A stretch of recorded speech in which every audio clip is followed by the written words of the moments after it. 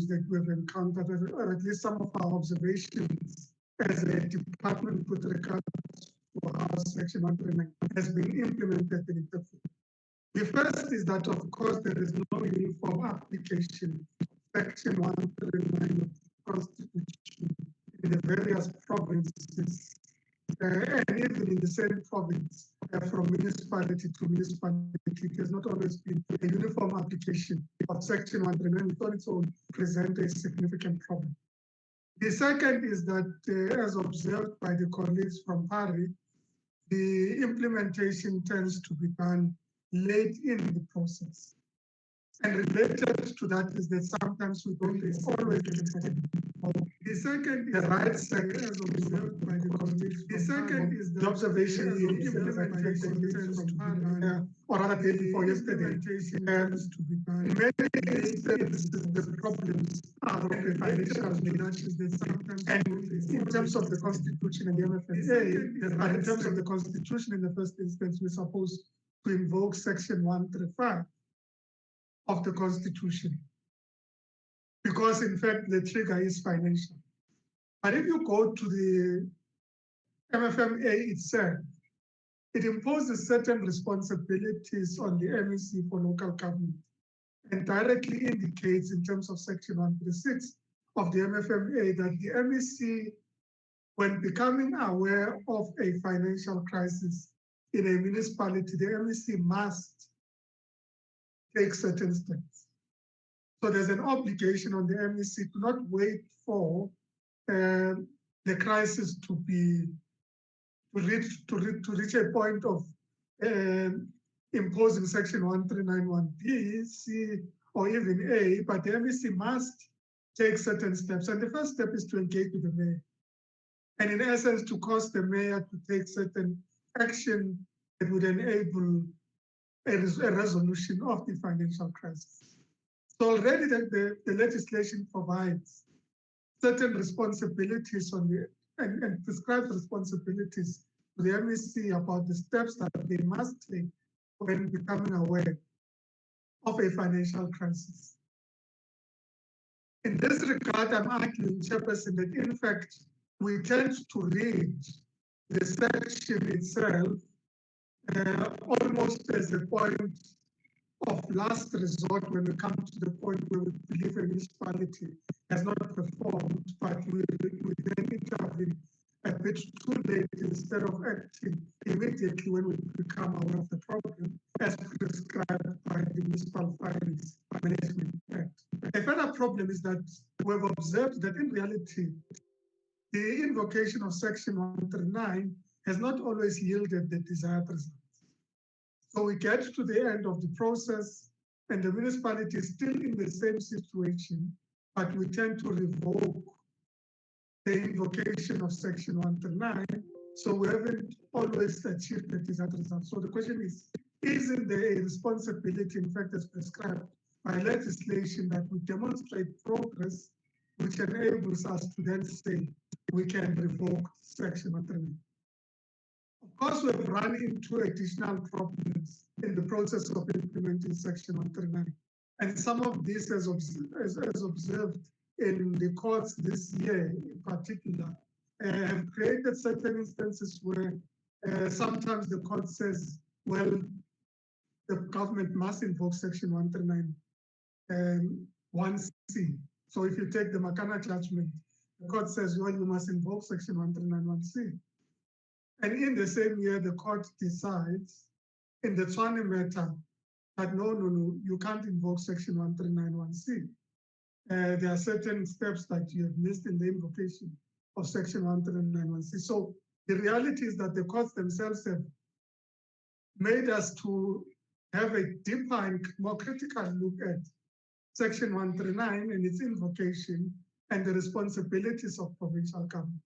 And of course, we are keenly awaiting the appeal court decision on the Tshwane matter, because that would indicate at least the court's interpretation of the invocation of 139(c) in particular, and what steps should be taken, and what obligations are there on provincial government when invoking Section 139(c). But I'm raising this point because, in fact, it has added to the challenges of invocation of Section 139 that we now collectively need to apply our minds to. A further set of problems that we have identified, and it has been reflected on by Honorable Dodovu earlier, is that sometimes you find a municipality that says, well, the provinces, they invoke Section 139 1B, like in the Northwest situation, but the municipality decides, well, actually we reject the decision that you have made to invoke Section 139 1B. In fact, we had to visit one municipality during lockdown with LUC Kihakibe to say to the municipality, there is an impasse right now, and it impacts on your ability to deliver services because, in fact, you've made decisions that are contrary to, that reject a decision of the provincial government. But more than that, the reality is you made a decision that says the provincial government cannot exercise its duties in law as prescribed by Section 139 of the Constitution. You have additionally made a decision that says to the Minister of Culture, actually by assenting to the invocation of Section 139 as prescribed by law, we are disagreeing with you.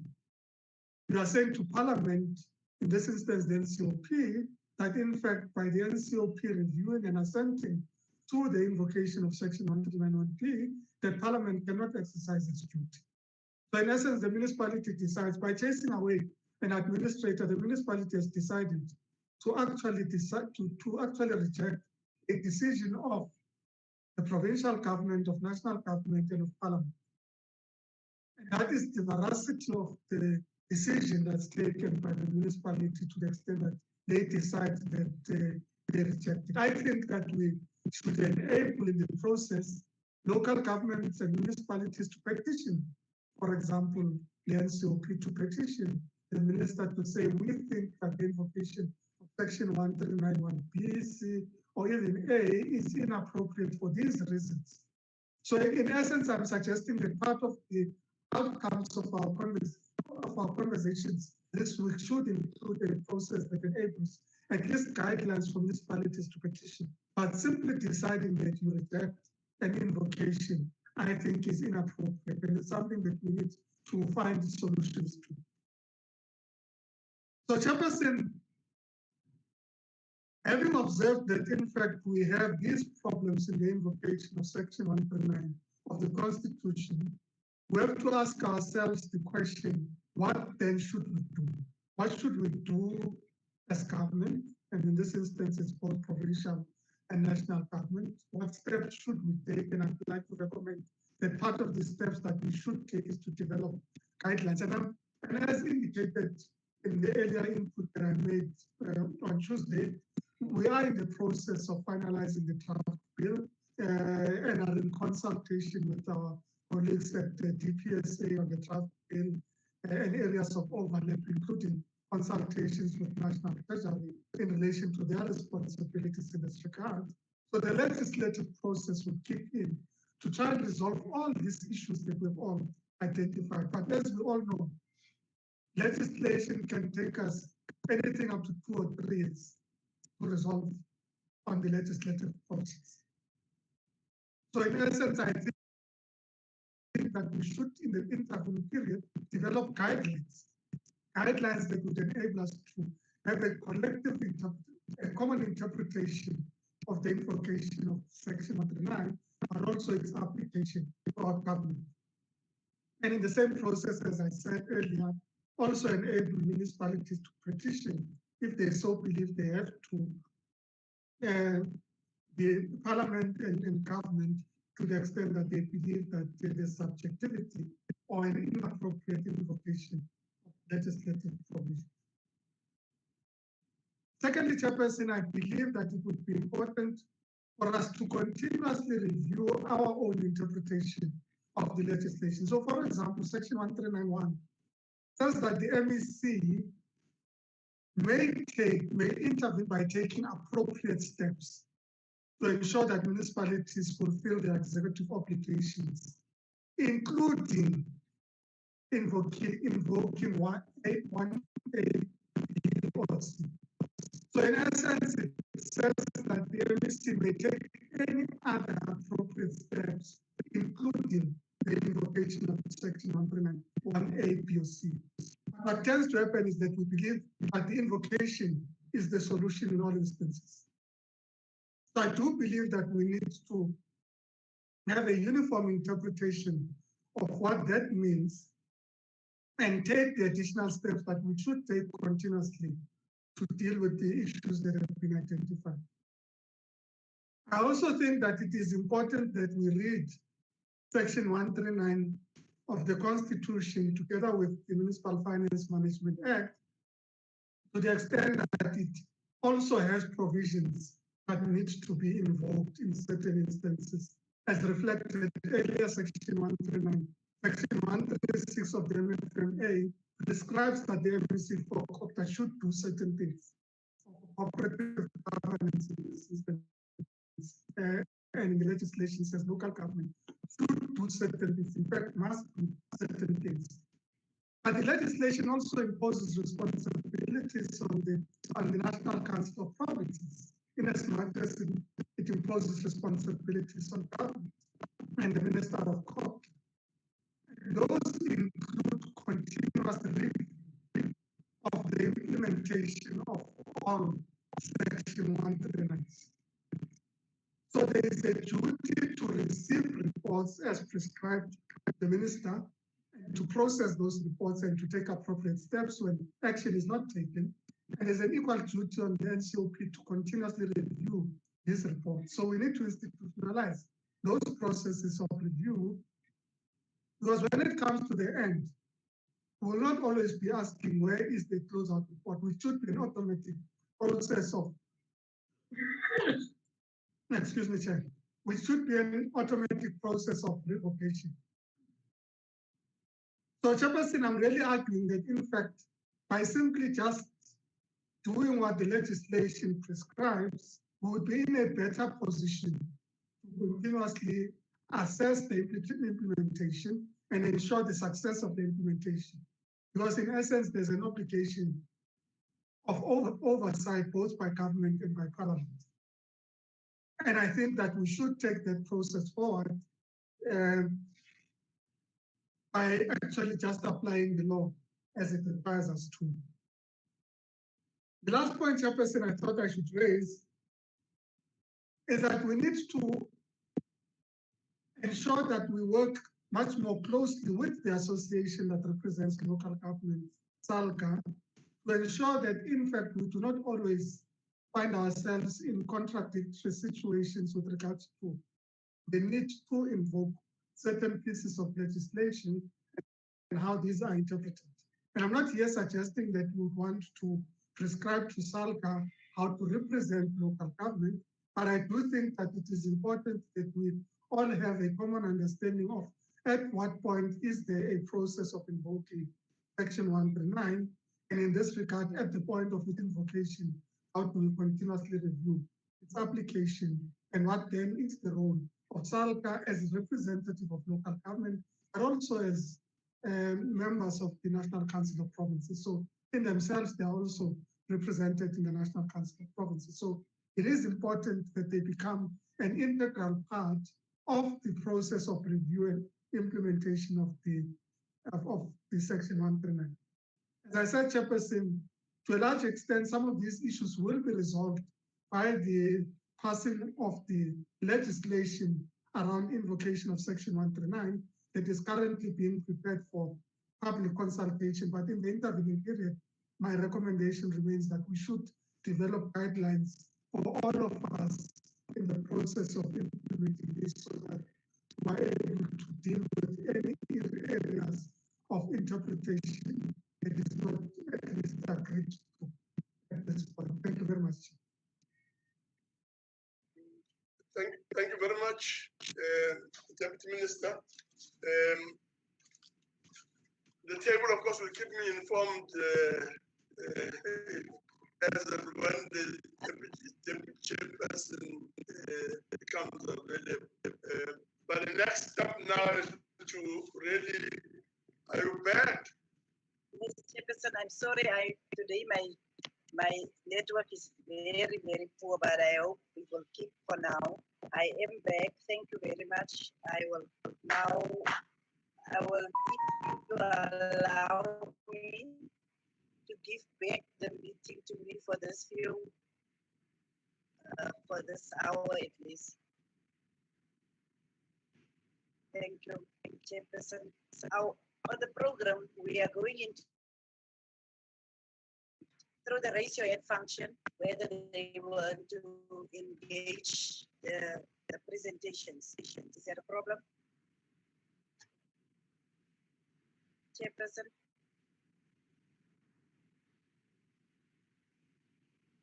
Unmute.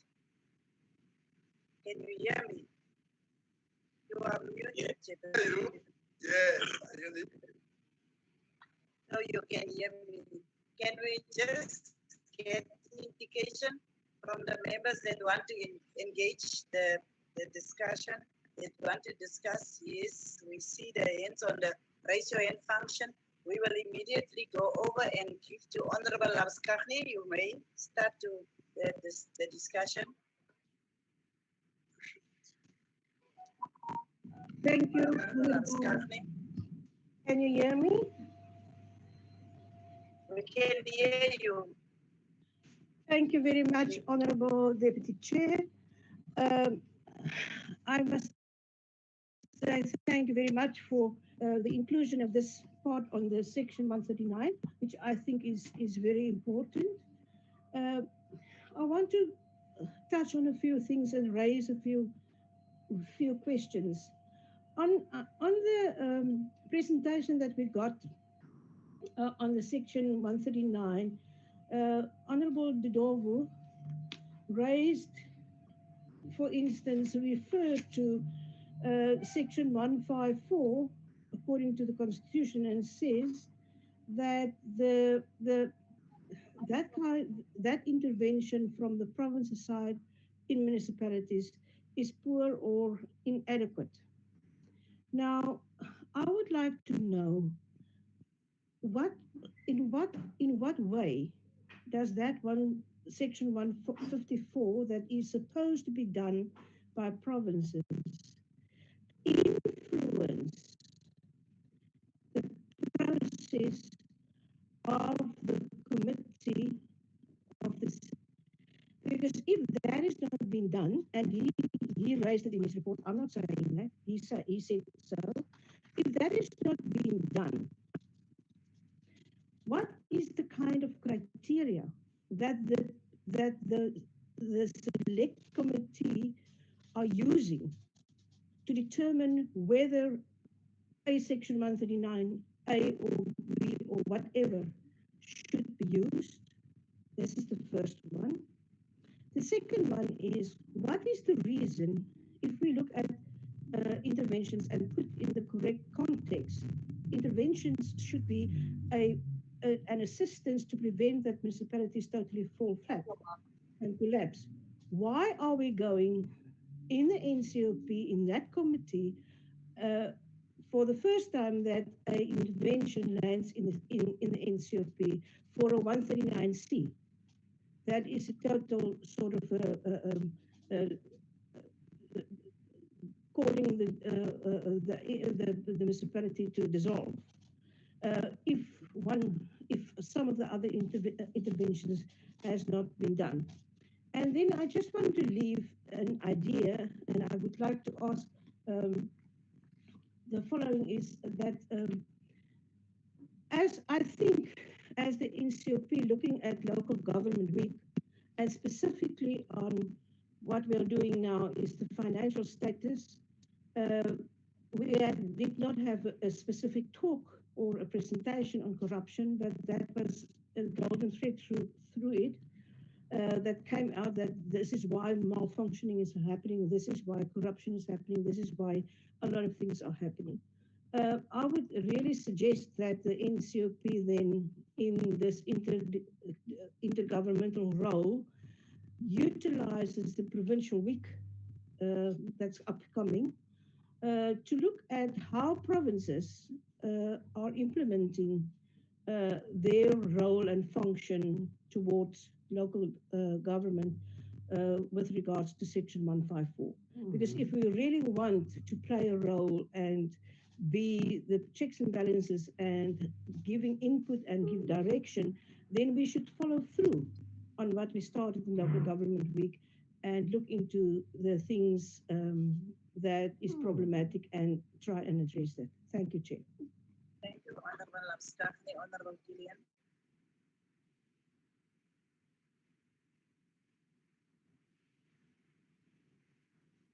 Honorable Gillian. Thank you, Chairperson.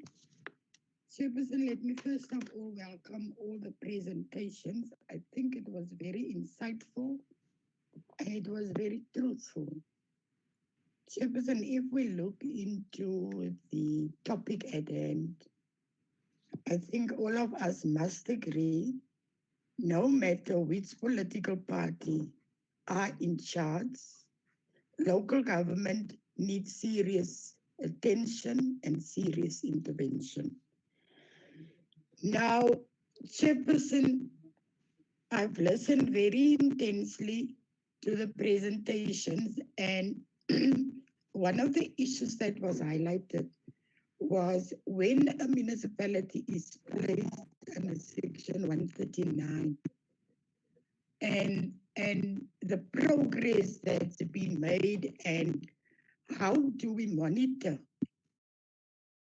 the effects of the Section 139, and is it taking us forward or is it taking the municipality backwards? And I think Councillor Stoffeli has touched on that one when he described the S46 reports that has become a tick of the box, and that is one of the weaknesses and that more emphasis is needed on that.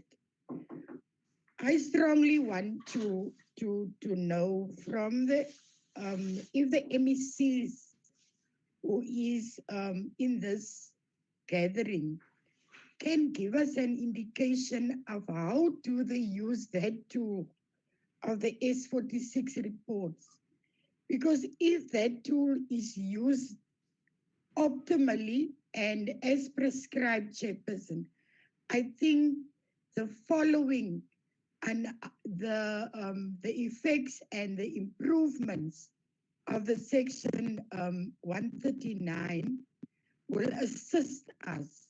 But I'm very concerned if SALGA prescribed that the S46 has become a tick of the box report, especially when it comes to the MECs and the premiers, when they are supposed to intervene according to that report. Because if the S46 report is not taken seriously by the MECs and the premiers, what is the use then of putting a municipality under Section 139? And then I also want to allude the Deputy Minister for making that announcement that they are looking into changing the law.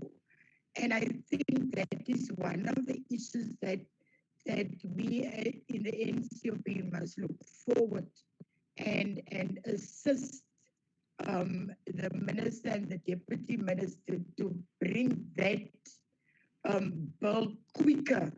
Because if we can bring that intervention through a bill, I think there is light at the end of the tunnel to assist all municipalities, no matter what political party is in charge of that municipality. Thank you, Chairperson. Baie dankie adjunct Suster, kan jy my hoor? Ja, baie dankie. Chair, let me greet the members and the presenters and the ministers and deputy ministers that are with us today. But I will go directly to my colleague and chairperson of the Select Committee of COCTA, Mr. China Dodov. And one interesting thing that he has mentioned is that in his presentation of the issue of the portfolio of evidence given by provinces in terms of their participation and assistance given to municipalities in terms of Section 154. And he says that his observation is that these provinces, when they come to us, to the select committee, where he has observed that there is no evidence that there has been proper and adequate intervention or support given to municipalities. So my question to Mr. China Dodov is that since we have started in the NCOP, how many of such provinces have actually approached us as the select committee, and where he has observed that there was no proper evidence in terms of adequate support in terms of Section 154, and what has been the decision taken by that select committee? That is a question to Mr. Dodov. And also, let me go to Dr. Professor Ledger in terms of the interpretation of Section 139, 1A, B, and he has mentioned even 5. And I just want her to just put more emphasis and try to clarify by when should an administrator be appointed when we want to implement, or when a province would love to implement Section 139.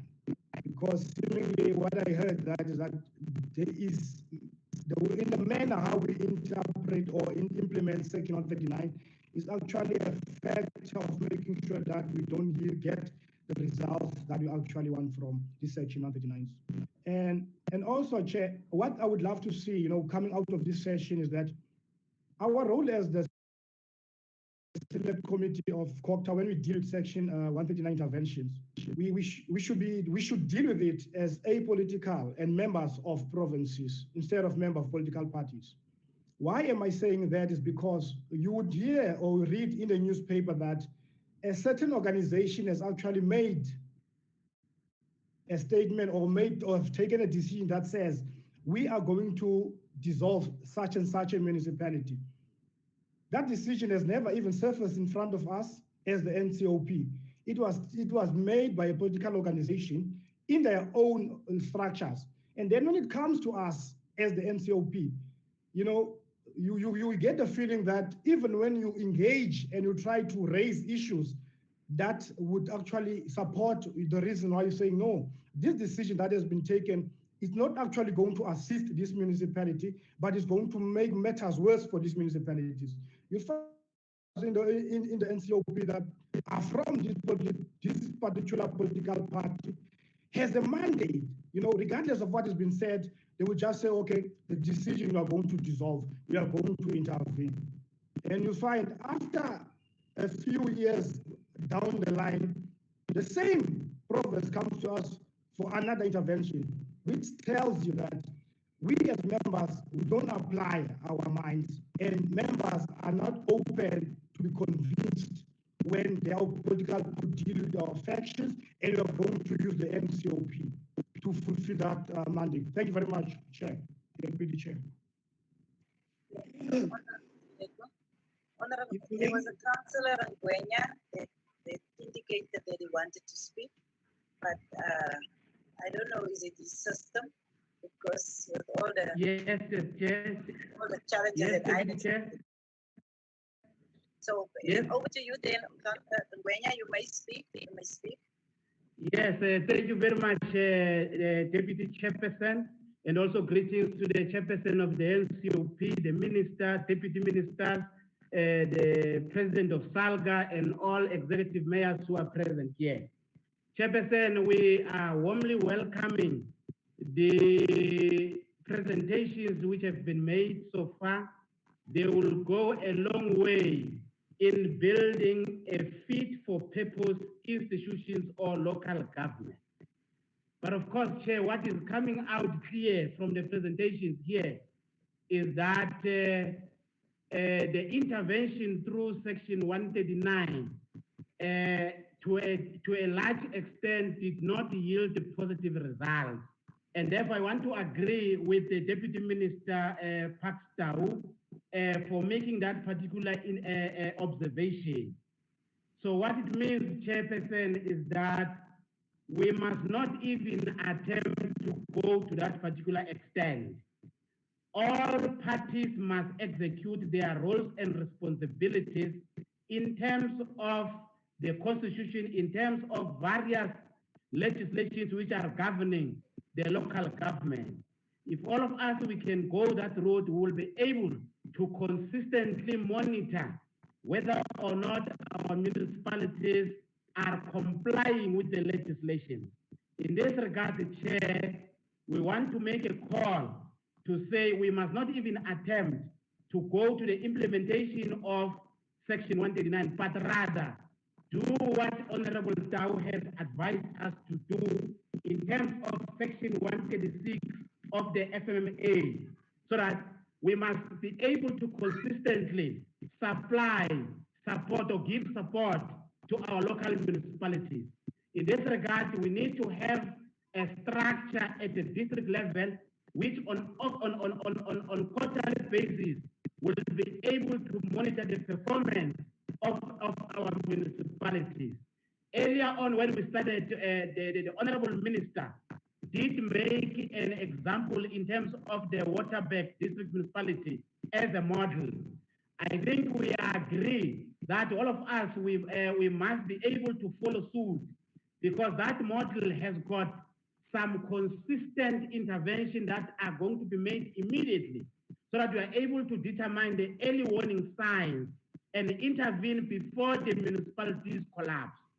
The other point, Chair, that I want to bring is that to what extent is the organized labor having a disruptive or playing a disruptive role insofar as building a developmental local government?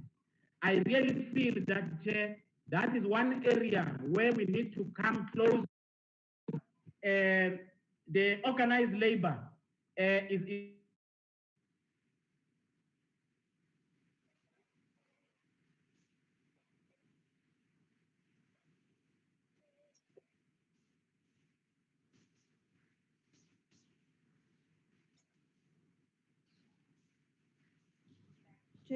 The sound has been lost. It seems, yeah, it seems as if we've lost him. We will now go to Honorable Karen Visser. Thank you, Chair. Thank you very much for the contributions of all the relevant speakers this morning.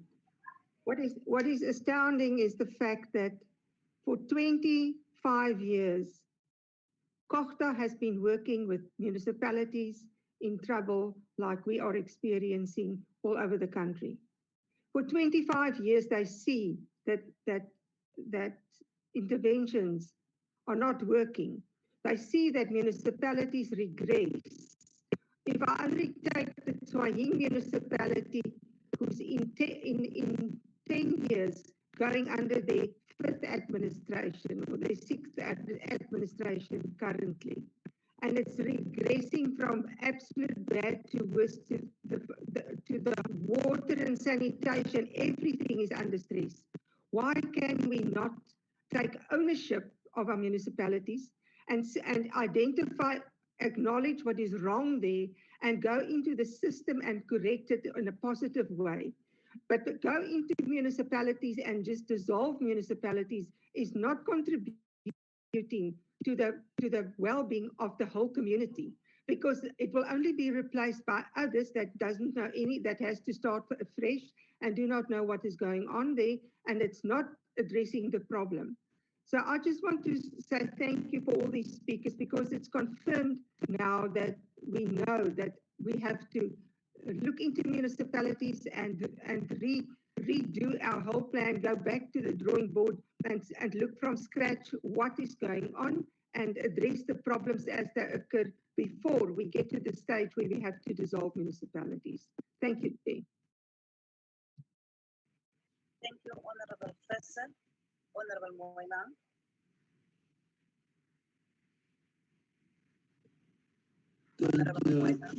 Thank you, Deputy Chair. Let me also start by expressing my appreciations to all the good work that was done by the presenters in terms of correctly giving context to the interventions in terms of Section 139, its evolution, and also its conceptual understanding, and progress made in terms of the interventions, various interventions that we have made in terms of that section, but also at the same time identifying the pitfalls that we need to avoid, informed by the portfolio of evidence that we have from those case studies. I think, Chair, the session came at the right time, as we have correctly pointed out during the course of the week, that this year, by the 5th of December, we will be celebrating the 20 years of the developmental local government, and therefore, this is a good platform for us to be able to reflect on where are the areas that we need to strengthen. And I've identified one area that I thought maybe the panelists must comment on. Section 139 has been implemented. There's an area, of course, that I believe that we also need to look into as the National Council of Province, because in terms of Section 47 of the Municipal Systems Act, there is an obligation on the part of a member of the Executive Council responsible for local government to also submit a report to the National Council of Province. And in terms of that report, it must be able to identify municipalities that are underperforming during the year. 2, it must also propose remedial action to be taken, which clearly plays an obligation on the part of the National Council of Province to be able to be in the driving seat to identify, like as the Deputy Minister has indicated, there are also obligations on the part of the National Council of Province. And this report will be able to put us in a much more better position if we were to use it as a condition for us to be able to engage in terms of the reports that will be submitted to us in terms of Section 139, because I want to believe that if we were to also execute this obligation in a much more thorough way, it then will be able to mitigate the peaceful approach that the select committee chair has indicated, to say sometimes we are also then diverted from our way because there are obligations that once the report has been submitted to us within a particular period, we need to well investigate. So therefore, I would be in terms of whether we must ensure that on an annual basis, once the NEC has submitted this report to the National Council of Province, then we are then able to have at least a better way of managing those reports, so that when a Section 139 is given to us, we are then able to look into the mirror of what we have done in terms of those reports. Then we are then able to say, look, if this municipality has not submitted this report, or the MEC has not submitted this report, it becomes very difficult for us as the NCOP to deal with it. I'm raising it as a way of ensuring that the two reports must be able to deal with it in a much more a scientific and strategic way to say, but for this report, if it has not been submitted as the NCOP, but also appreciating the fact that there is an obligation on our part to be able to give the report once it has been given. Thank you, Chair. Thank you, Honorable Moima. Honorable Joy. Thank you, Honorable Chair. Honorable Chair, I want to pose it to the panel. I want to know how, or is it possible to hold administrators accountable for not performing as their duty to act as an administrator in a municipality? We're sitting with instances where someone has been appointed as an administrator on 2 different occasions, and that specific person also came from municipalities that were not performing. And if I'm correct, that municipality where he came from was also placed under administration.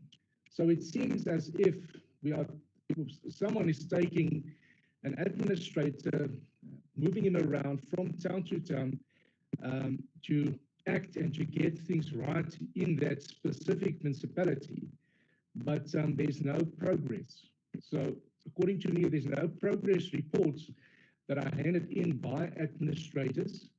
And then I want to know, how do we go about to hold these administrators responsible to enable them to perform? I understand the speakers mentioned that we need a team to move in, but that for that team to move in, it means that someone must most probably move out, because we must look at the cost implication that will result because of this as well.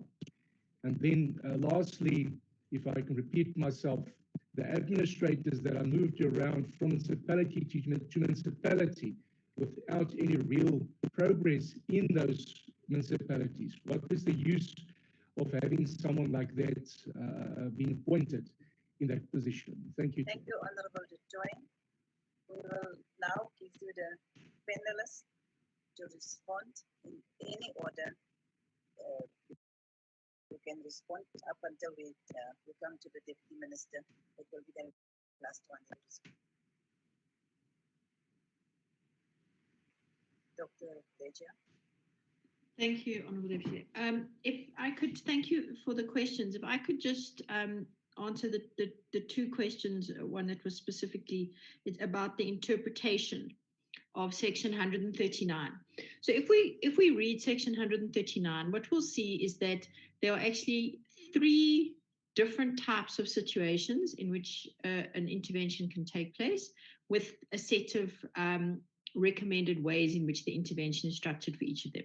So Section 139(1) deals with the failure to fulfill an executive obligation. Now, what does that mean? One of the issues is that executive obligation is not defined anywhere in the Constitution or in any of the supporting legislation. But what the courts have said is that an executive obligation refers to the responsibilities of local government set out in Annexure 4 and 5 of the Constitution.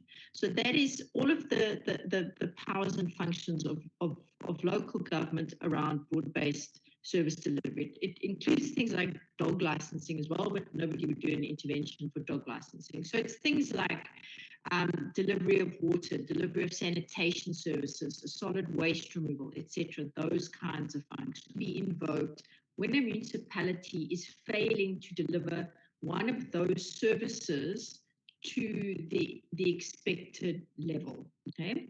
Section 139(4) is when the municipality has failed to pass a budget, and Section 139(5) is when the municipality is in serious financial troubles. And the underlying reason for that is because of severe financial problems in the municipality, the inability to collect revenue, the inability to control finances. Section 139(5) must be invoked. So what are the remedies? So if the province has decided that the municipality is failing to fulfill an executive obligation, let's say it hasn't been able to supply water for a certain period of time, there are different remedies that are available. 39(1)(a) says they can issue a directive to tell the municipality they must address the problem. 39(1)(b) is the one that has been problematic. And Section 139(1)(b) has been used to appoint an administrator to take over all the functions of the municipality without the council being dissolved. And this is extremely problematic because if you read section 139(1)(b), it doesn't say that the remedy is to appoint an administrator to take over the whole municipality.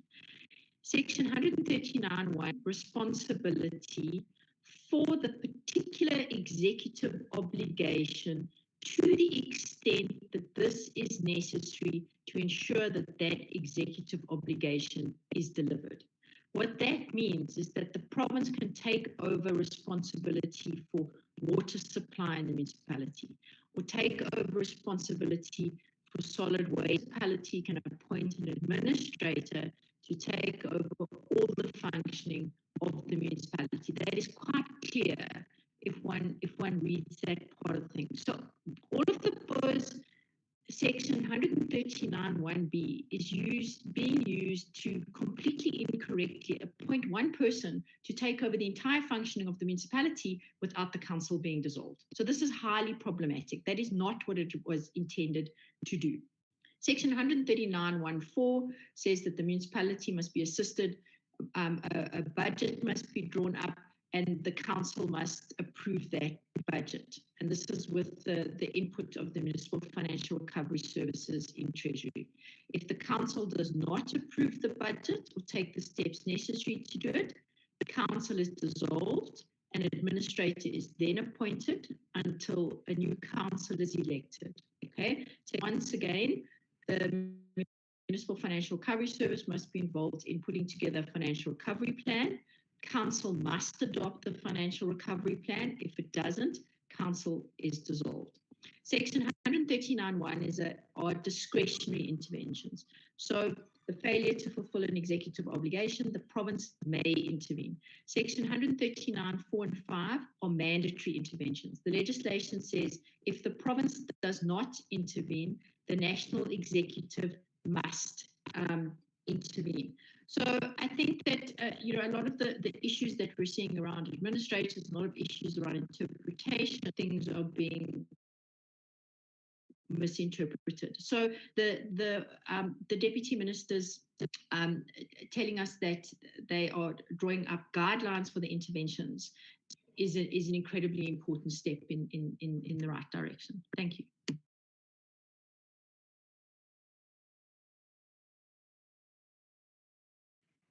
Right. Thank you very much, Doc.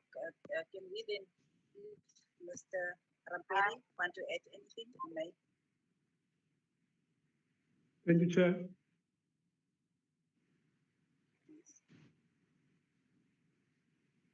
Can we first get Mr. Rampedi, Councillor Stofile, before you, if you want. If Mr. Rampedi is out, Councillor Stofile, over to you. Thank you very much, Chair. I think the first thing that we must first accept is that the system is perforated. It has holes, and our responsibility is to plug those holes. And for the fact that in our presentation, we demonstrate a rush, uncoordinated process because the reports are not optimally used by various, those that are responsible to use that report, to use it as a diagnostic report to understand what is the challenge in various municipalities. And therefore, that is why one sleep today, wake up tomorrow and intervene. And that is why I'm saying, seemingly, what is the practice that we are accepting generally in all spheres of government, including national and provincial, is that when you receive these reports, you just tick them that X number of municipalities have provided reports. But what is contained in these reports? Is this report do indicate the possible red flash that you may bump into a problem? Our assumption as an association is that reason to produce reports is to one way to account, but to let the other sphere of government to be aware of what it might have been going wrong in the institution, so that that level of government provides necessary support as enshrined in Section 154. I think that is our understanding. For instance, I think Honorable Moimani raised a very important issue, which substantiates our argument as an association, that Section 47 is a requirement of an MEC in a province to provide a report. Now, there is no report. If the report has been provided, has the report been processed and diagnosed insofar as what is contained in the report? And therefore, when this MEC comes, at least we can use that report as a traceback of the evolution of the challenges and problems, and therefore agree on the intervention as proposed. The challenge is affecting both the COPTA as a lead department in this process and every role player, including the NSOP, and that is our view. And that is why you then experience the hush and tick on the box type of an arrangement. I think if I understood it well, Honorable Doyd is asking a question about an administrator. In the current environment, as things happens in the municipalities, when a problem is being identified in whatever form that they use to identify the problem, we don't know, and a person will be identified. Yes, it is true, I must confirm to you, in various interventions that have been made in the country, throughout the country, the individuals that have been sent are individuals that have failed elsewhere in the municipality, can be sent as an administrator, and is not accountable to a council. Is accountable to the person that deployed that person or sent that person to that issue. And that is why probably we agree with the suggestion made by DM. Where is the animal called administrator born from? Where is this administrator? I mean, there is this appetite that intervenes Section 139B. Is it permissible in terms of the law? And to us, there is some serious transgression of the same law that legislators themselves are doing, that you impose something that is not available in the law. We don't know where it comes from. And that is the first issue. What is the legal provision that designate and accord the status of an administrator? Is there any basis on Section 139B? I haven't looked into any literature that substantiates that fact, but it's happening. And probably I think the answers lies on what the DM you have said. Secondly, what is really happening in the real life is that when an administrator comes in, take over the responsibility of an important sphere of government called council. And council, in terms of its powers, has powers to employ and discipline individuals. Now, when this administrator comes in, you leave the council intact. Administrator is a jack of all trades and a failure of everything. And this is the witness that is existing literally on the ground in the municipalities every day, wherever there are municipalities. And therefore, I think the approach that is proposed by, of course, with some proposals that we have made, that for us to be a functional government in all levels, hold us as councillors, as municipalities accountable, but don't end there. Hold the provincial government accountable and national government accountable too, because the reports, you sit in the house and develop laws that all of us, we must be subjected our conduct to it. And part of those laws, you said we must produce reports. And you're not using these reports, and you're not asking any question about it. It's business as usual. It's to intervene in the municipality. Well and good, let's go and intervene. And we're saying as an association, it is important for us to pull everything together. And yes, as we propose in our recommendation in the presentation, tally that with the suggested interventions that have made by the select committee chair and the DM, and that is our submission, Chair.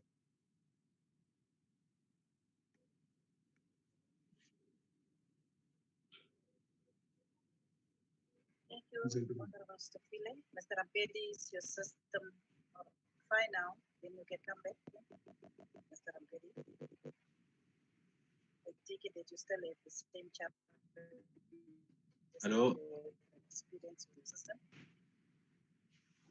Are you there? Okay. Over to you. My system is disappearing. I'm not sure what's going on. I just gave me a second. I'm going to connect to the phone. Unstable. So leave the video. Just we can hear you. We can hear you. Mr. Ampedi. Hello. I keep free. We can hear you.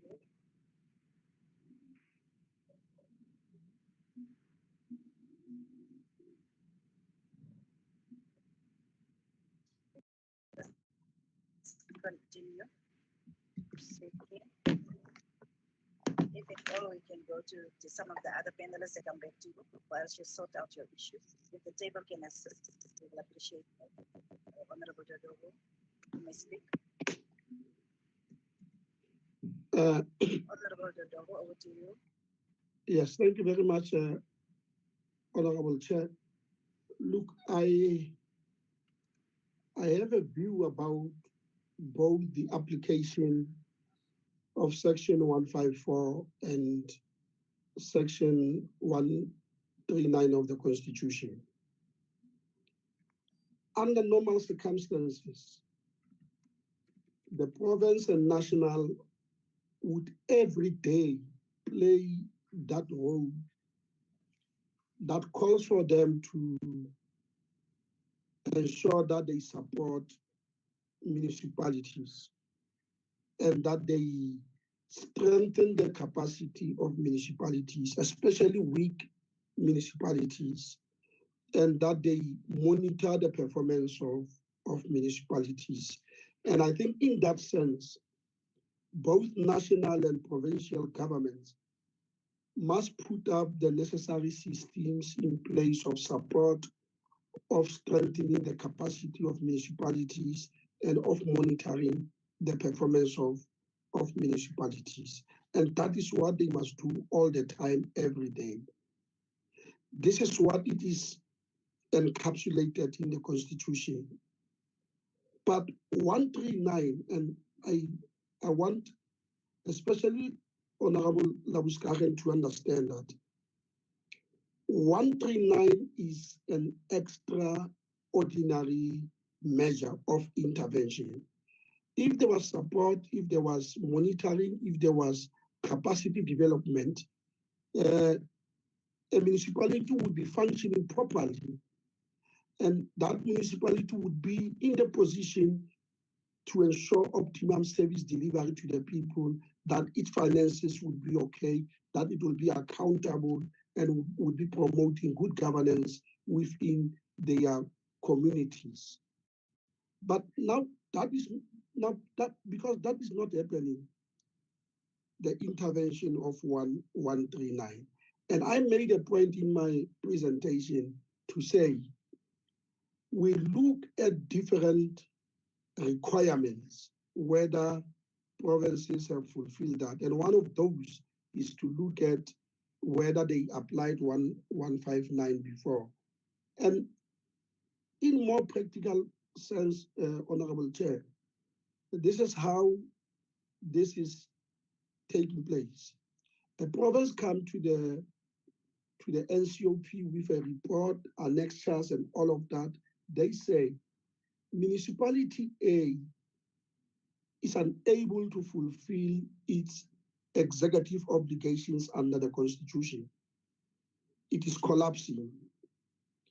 And in our view, despite the support that we have given to them, they are unable to function optimally. Hence, we resorted to Section 139, 1B or C, the dissolution of the municipality. Now, at that time, we made an assessment.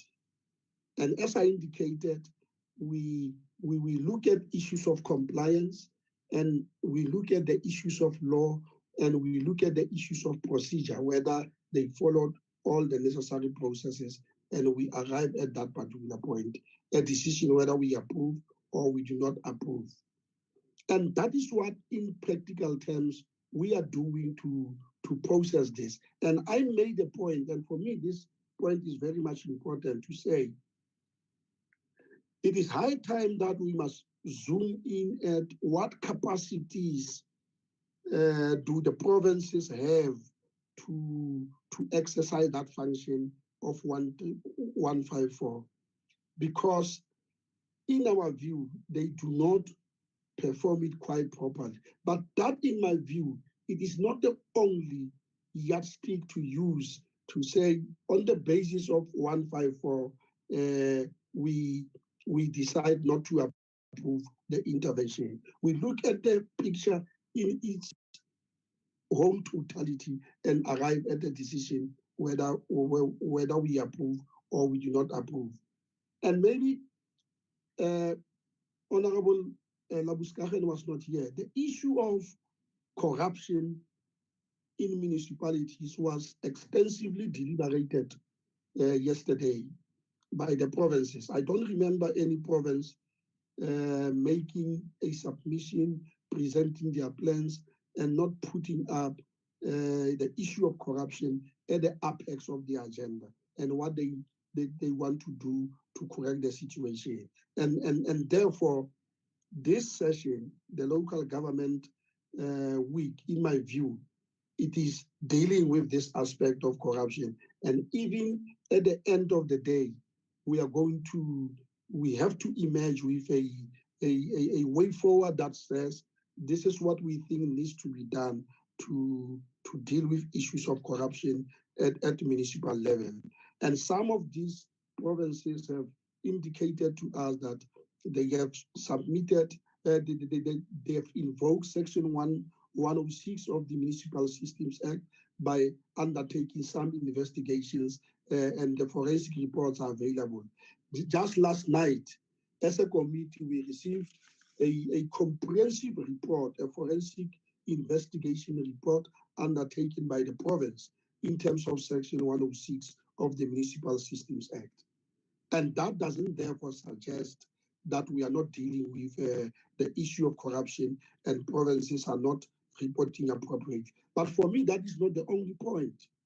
The point is we need to ensure that the whole system, the entire system functions optimally in a way that we will reduce the number of interventions in terms of Section 139, but use other instruments of supporting municipalities, of monitoring them, and of also strengthening their capacity, especially weak municipalities, especially municipalities in the rural area. This is how I look at it.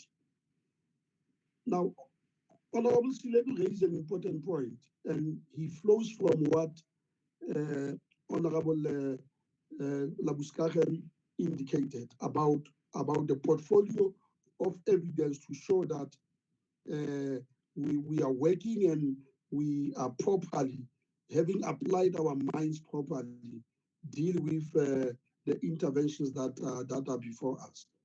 Honorable Select would also understand that in some cases, as the Select Committee, we have rejected the interventions. We have rejected the intervention of the Naledi municipality, for example, in the Northwest Province. We said no. we do not support it because we think that not only that you have not done it in terms of the procedure and the substantive reasons that you advanced, but we are not convinced that that municipality, under the circumstances, needed that kind of intervention. We have done that. We have also done that in terms of the Feta Home Tubace local municipality in Limpopo.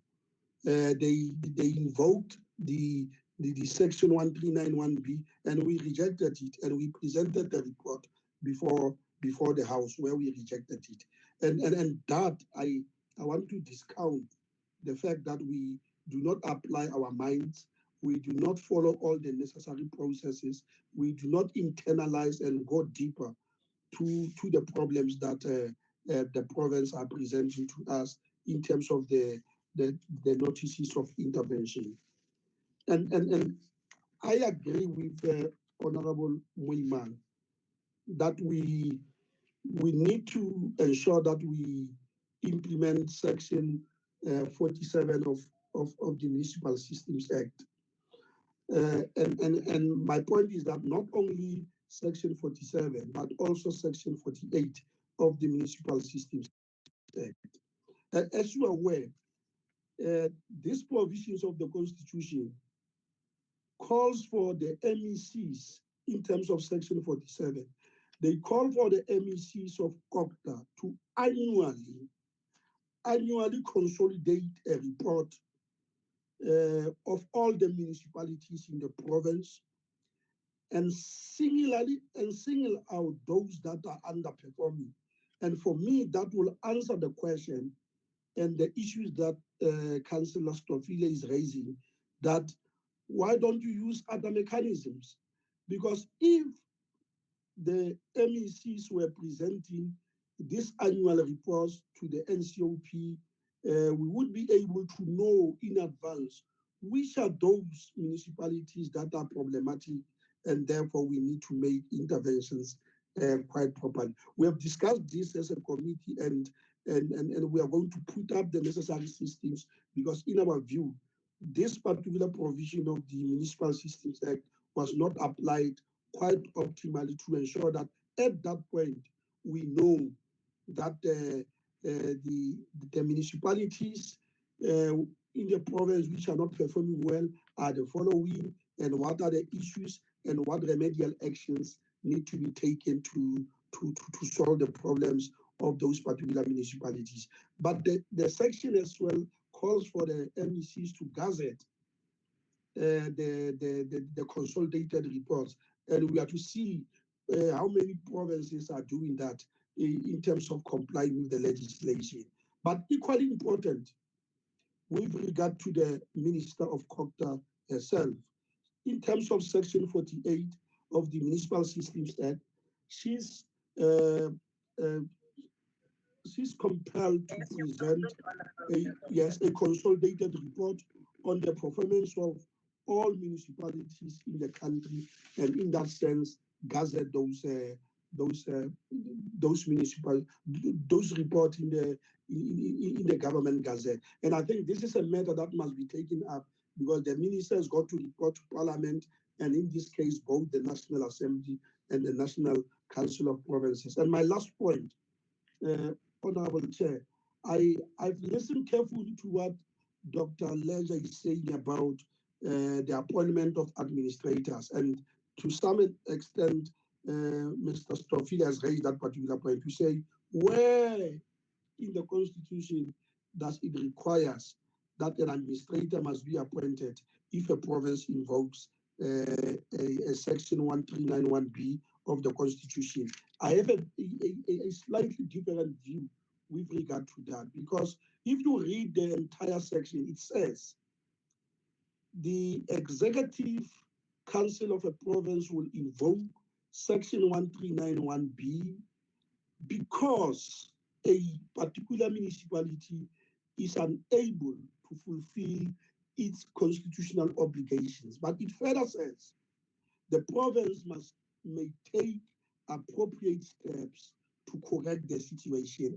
And for me, the appointment of administrators could well mean the appropriate steps that the provincial executives are taking to correct that particular situation. But that particular matter is subject to different interpretation. But I don't know of any court, including the highest court in the land, the Crown Court, that has refused this particular point or dismissed the application on the basis that an administrator was appointed in the municipality. Based on that, thank you very much, Honorable Chair. Deputy Chair, thanks.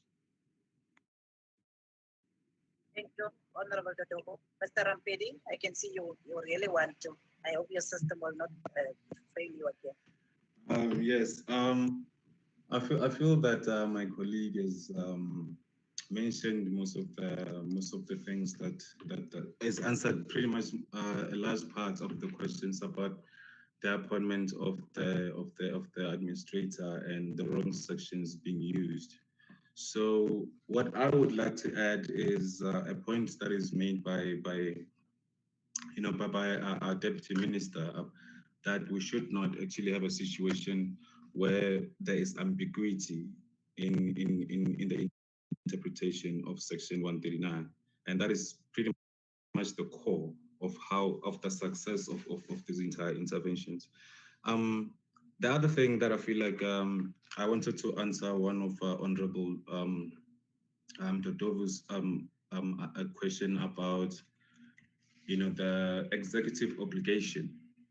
This is something, there has been a lot of ambiguity about what this actually really means. In most cases, especially with the invocation of Section 139 1B, executive obligation or the failure to fulfill an executive obligation, it's interpreted as if it's everything that the municipality does. And in our point is that should be a case where whoever is appointed is going to take care of that particular obligation. So in most cases, we find that there are financial problems within a municipality. However, the appropriate legislation to be applied is Section 139.5, and this would actually help in reducing a lot of strain. It will actually take care of the problem directly without having to put the entire municipality under administration. But thus far, that is the solution that I wanted to add to this conversation. Thank you, Honorable. We will now give to the Deputy Minister to be the last one of the presenters that will respond to the issues as raised. Thank you very much, Deputy Chairperson. I think from the conversation we're having, it is evident that our orientation to the implementation and support to local government, the implementation of support mechanisms, local government and interventions require some review and update. And I think that from the discussion, one of the things that is clear is that we are saying that the starting point should be about providing support to local government. So it should be that our orientation is, let us not wait until there is a problem. Let us continue to provide the necessary support to local government to undertake its executive obligation. And if that is the case, it is a responsibility that extends beyond COGTA departments, but to have COGTA departments as lead departments in this regard. Now, what am I saying? Executive obligation includes, amongst others, local economic development.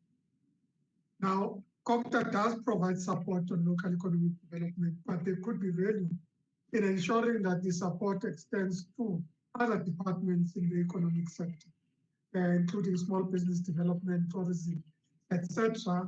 And we could extend the nature of support provided to local government to be an all-of-government type of support to local government in relation to those functions we believe they require support in. And that is why I think we are saying the district development model gives us that opportunity Because when we are talking about integrated planning and budgeting, part of what that means is that those economic development functions would also be able to provide direct support to local government and integrate their own budgets and processes into the work that's done by local government. That's the first opportunity. The second, of course, is that direct support would be provided through the hubs that would be created and have already been created in the pilot sites, so that there is an institutionalized mechanism of providing that support. The second area is that we should place further emphasis on Section 139(1)(a), which then says, because the orientation of 1A says that we should cause action to be taken. So in essence, what we do as government, in this instance, provincial government would say to a municipality, we have observed that you are not executing your responsibilities in this area. And on the basis of the area identified, we are issuing directives that cause you to take action. So in essence, we are requiring that the municipality takes action and a directive is issued to the municipality to take. So the action that is being taken by government is to cause the municipality to execute its executive obligation. And then, of course, I should state that I'm not arguing that we should not at any point consider Section 139(1)(b) or C, or even the other sections of 139 of the Constitution. Because in fact, there are many municipalities that do need to be placed, or where we do need to invoke a B or a C that is possibly taking over certain functions, and or rather a dissolution of the municipality. So I'm not at any point arguing that that section should not be done, because I think we should not be involved, because I think that would cause bigger problems than in fact we're currently having.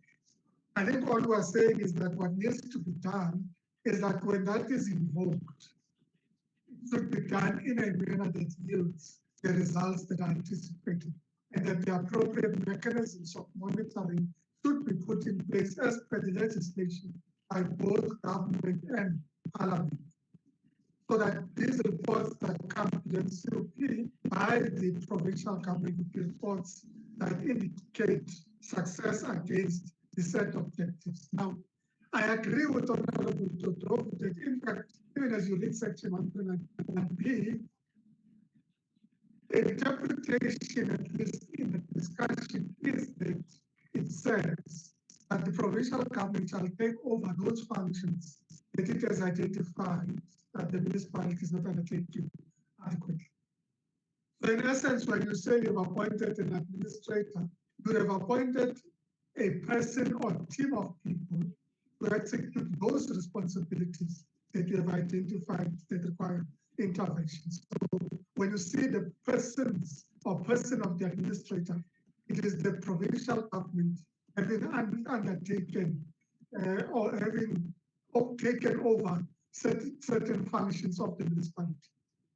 So in essence, it might be a terminology issue, but I can't sit and think that the provincial government in a corporate department would sit and be having all the necessary capacity to provide, for example, water engineers in an environment where water is the challenge that needs to be addressed. I do think that they would have to possibly appoint external people and or second people from other departments to go into the municipality and take over those functions and ensure that they correct the environment. So in essence, it's a question of possibly terminology that we have to get around, in the extent to which when Section 139(1)(b) is invoked, when people are appointed, how they are appointed. And I think that the interpretation in the Tshwane method, at least of the court, which says, well, you are supposed to, as government, say, this is the area where we think there are limitations. So this is the area we're taking over, not take over the entire municipality. I think that that on its own is an important guideline.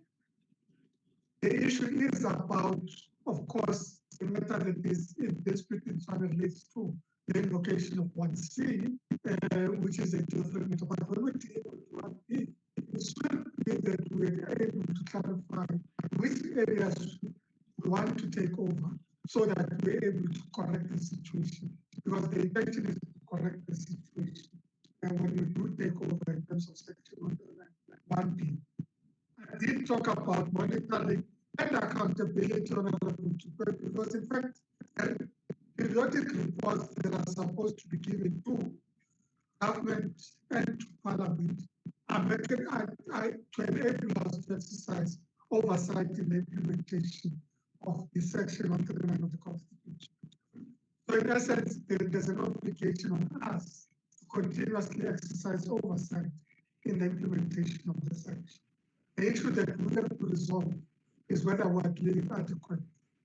What tends to happen is our minister, when a province says they want to invoke a section 139(1)B, also imposes in her report, or at least agreeing to the section 139(1)B, always indicates what needs to be done in terms of reporting, in terms of impact that she imposes. So what we need to do is to ensure that we closely monitor those requirements and the extent to which provinces are meeting those requirements. I thought there's an important point that Honorable Muiman is raising, and that relates to the matter of organized labor. Now, my experience and observation is that at the level of the central bargaining system through the South African Local Government Bargaining Council, there has been general stability on central bargaining matters. Difficult to deal with, but matters that are confronted by both the labor and, of course, the employer body, in this instance, SALCA. So from that point of view, we've seen general stability on matters that relate to central bargaining. But we have problems in the way in which local labor forums are dealing with certain matters. And I'll just make two basic examples. We had a recent strike in Tshwane, and if you look at the matters very closely, those matters related to how the local labor forum or processes of negotiations at the local level had to do with matters related to salaries and benefits that were given to senior managers that then labor demanded they be extended to all workers in the municipality. And that matter is a matter that is outside the framework of the Central Bargaining Council. It's a matter that was dealt with by the local labor forum that creates those problems. And I don't think that we've created adequate mechanisms of providing support to local labor fora to the extent that they are able to manage disputes that happen at a local level. A similar example you could observe in municipalities such as Sulu, at least in terms of the report that we received and briefing we received from MEC, which says actually the problem in that municipality and a whole range of other municipalities, I think including perhaps not here, in the Eastern Cape, the experience was that in fact when you dealt with the matter of municipalities through the demarcations process, there was an immediate demand for salary parity between the one municipality that would have been bigger and paid a higher salary and the smaller municipality that is being managed. And as soon as you have parity matters, and these are resolved at the level of the local labor forum, it imposes certain budget obligations that the municipality is now struggling with. So in essence, the decision around demarcation, which now is leading to the ability of the municipality to undertake its executive obligation.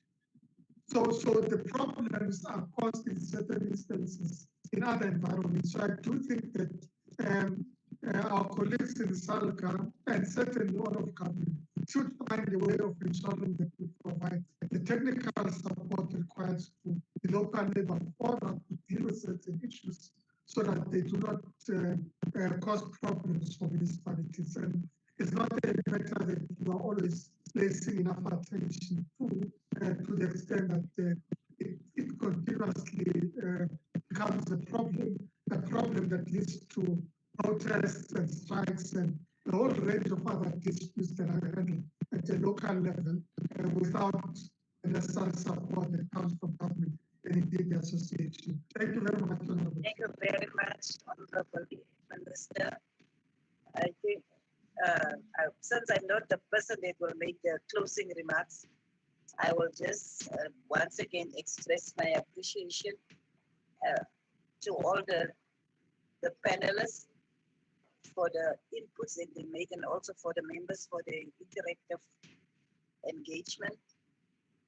And I think one or two of the issues that I just in my observation is the issues of the role that provinces need to play, of which sometimes I think provinces are not sure because of the issue of independence that was at least directly said that there is nowhere in the constitution that is saying the local government sphere of governance is independent. It's something very important because sometimes local government or local authorities they get away with that kind of argument that they use. And also the issue of the administrators that are going around all different municipalities and not necessarily yielding results that will allow Mr. Rampedi, because I could see his system was really frustrating him if he still want to just add something. Thank you, Honorable. So the one comment that I wanted to make is, can you hear me? So the one thing I wanted to say about this interventions is that we you know the way we tend to speak about the interventions at a high level, and I feel like Honorable Dodova there, he mentioned a very important aspect that there is a lot of resistance, and I feel like we should have given a bit of more attention about the resistance that the interventions find within the administration politically, because sometimes the failures of our administrations are based mostly on how it's approached, how the administrator goes into the municipality, how the administrator is received. And we find that, when there is controversy around this, it tends to fall apart even before it begins. And I feel like that's one of the things that we have to consider when we either invoke the interventions or how we measure their successes and failures. So this would be part of the things that we would like to research in the future to continue this conversation. So thank you for your time, Honorables. Thank you very much, Mr. Rampedi, but also to the Public Affairs Research Institute. I think we must appreciate the fact that you've been doing different research papers, particularly within the local government sphere. And I think that kind of information can assist local authorities and councils to look into issues that have been actually some of the recommendations or some of the findings that will actually assist. I think the panel was very insightful and very informative, and really once more let me express my appreciation and the gratitude of the NCOP for those that have actually availed themselves today to be part and parcel of this discussion, and it is actually adding a lot of value to our local government. With that said and done, we will now go for lunch, and can we request members to be back at 13:45. Thank you very much. Thank you very much. Thank you. Don't log out.